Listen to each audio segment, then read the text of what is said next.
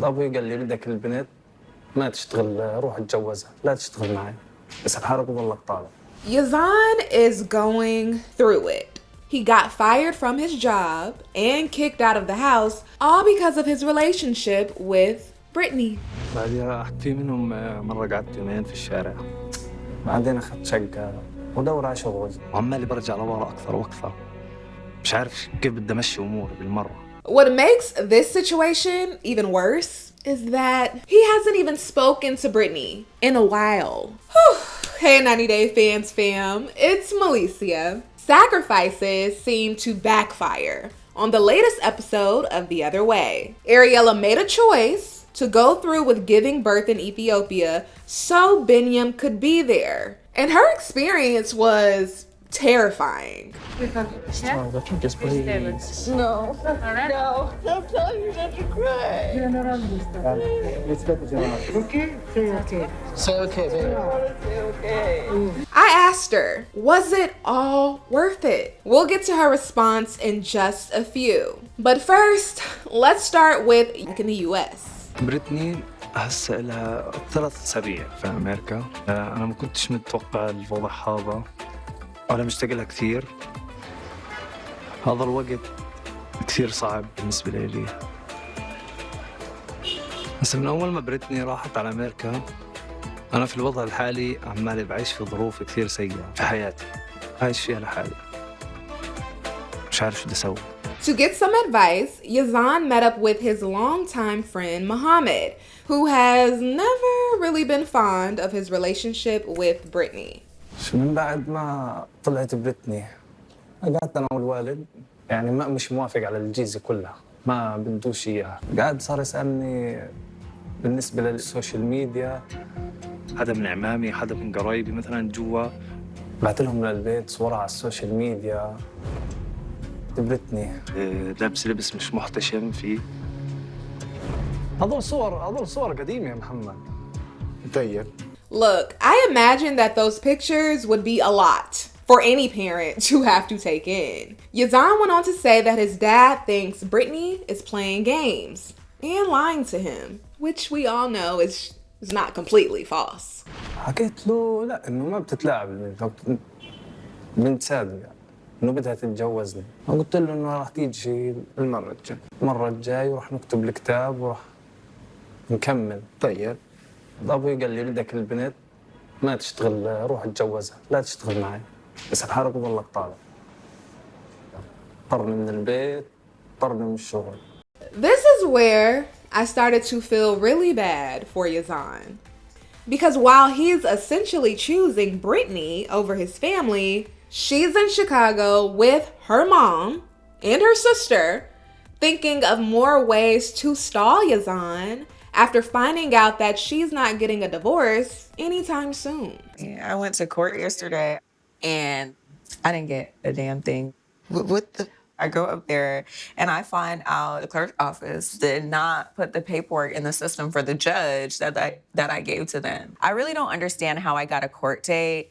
You would think that if my paperwork wasn't in the system, they wouldn't have summoned me in the first place, which is super frustrating that I came all the way from Jordan for this.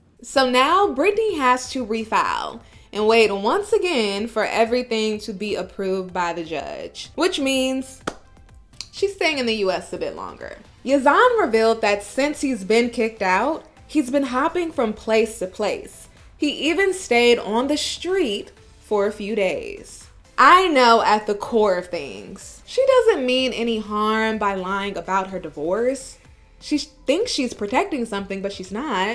At this point, it's just so unfair that Yazan is suffering such major consequences because she just won't be honest. والله محمد كثير الوقت هذا أصعب، فعلا أصعب وقت بمر علي. طب هسه شو بالنسبة لبريتني يعني شو هسه صفت بريتني؟ وأنا هسه في الوقت الحالي صرنا فترة ما بنحكيش مع بعض. يعني تركت أهلك وبريتني بتحكيش معها؟ طب ليه؟ مش عارف. She put it on him. She had to. Yazan is whipped. His friend knows it, his family knows it, and he knows it. ما آخر محادثة بيني وبينها حكت لي شغلات كثير مزعجة. إيش؟ هي صفت شغلة مصاري. مع حال هي بتقول لي إنه لما تيجي هون وادفع لها تذكرة الطيران ومصاريف السفر، هذا المفروض مني. أنا بحكي لها قاعد بقول لها إنه أنا صار معي مشاكل، قاعد عن الشغل معيش آكل في الوقت الحالي. حسيتها إنه هي يعني عايشة بعالم آخر أو مش مهتمة بالمرة فيش اهتمام بالمرة. أكيد. Yazan is really questioning his own judgment right now, and he is mentally struggling. He's starting to feel as if everything his parents said about Brittany was true, and he wasn't smart enough to realize it himself. أنا تخليت عن كل شيء عشان بريتني، لأنه كان عندي أمل إنه بريتني بتحبني زي ما أنا بحبها. طيب والحل هسا؟ مش عارف، مش قادر أفكر بالمرة يا محمد. يعني طول عمري أنا حاسس حالي إنه أنا ذكي، أنا أشطر واحد. ليش ما اللي بسويه دائما صح؟ أول مرة في حياتي بحس إنه اختياري خاطئ. فعلا أنا تايه. Although Brittany is definitely wrong, I think she does care about Yazan. She just underestimated what she was truly getting herself into. He's more like trying to just please his family and his parents. He can't even think about what he wants for himself because they are so damn overbearing. Her sister's face sums up this entire situation. And think about this. Brittany's family, they only know what's going on the surface. She admitted that she's holding back from telling her mom and sister everything that happened in Jordan because she doesn't want them to get upset. But even with the amount of information they have, they're more than concerned. Brittany is light years away from what a Muslim woman would be. She's just not ready for that. Are you gonna convert? I mean, I don't know. I want for her to be happy, but I'm really concerned, about my sister. She's grown, but she's still my little sister. I don't know, I'm sorry. That was such a real moment. Unfortunately, based off of the teaser for the rest of the season, things seem as if they're only gonna get worse between these two. All right, well, let's get into Ariela, who told me that her storyline is about to get even more intense as well. During this episode, Ariela and Biniam's anxiety was through the roof as doctors were trying to prepare her for the C-section. በጣም ፈርቻለሁ። የእሷና የልጁ ሁኔታ ያሳስበኝ፣ በይበልጥ የእሷ ህይወት ያሳስበኛል።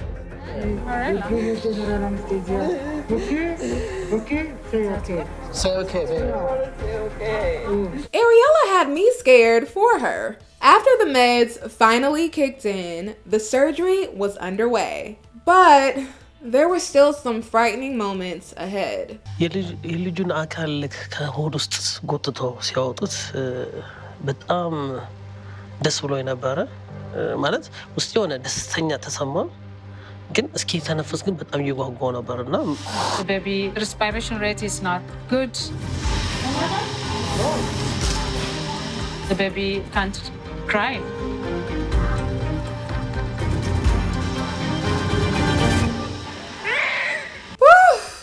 You can breathe now. Ariela and Biniam welcomed a healthy baby boy whom they named Aviel into the world. And of course, Biniam was elated. ልጁ ልክ ሲያለቅስ ወዲያው ነው በቃ ፈገግ ያልኩት። Aw, how sweet. Well, once Ariela woke up and they got her into a room, we were able to see her get into mommy mode, which was just so cute. I love you, baby. We're so soft.